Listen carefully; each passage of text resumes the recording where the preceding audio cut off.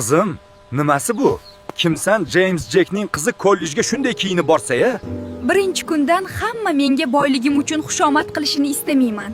Bu nimasi? Velosipedda ketmoqchimisan? Kollej ancha uzoq. Qo'riqchilar o'zlari eltib qo'yadi, nima qilasan o'zingni qiynab? Yo'q, dadajon. Boshqalardan ajralib turishni xohlamayman. Keyin menga hamma soxta munosabatda bo'ladi.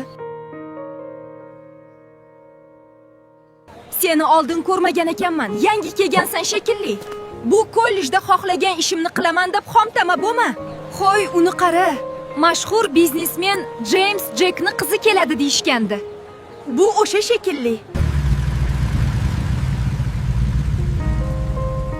Qara, yur gaplashamiz. Siz James Jackning qizimisiz?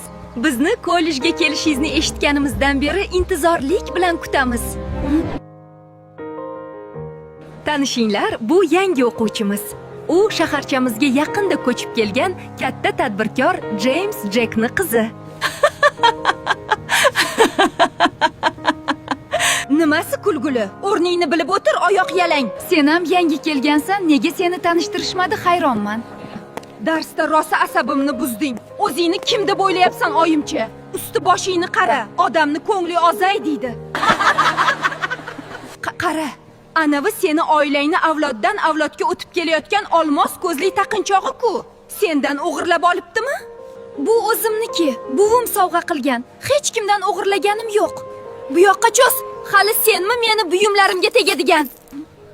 Qaytar, u meniki. Buvim sovg'a qilgan.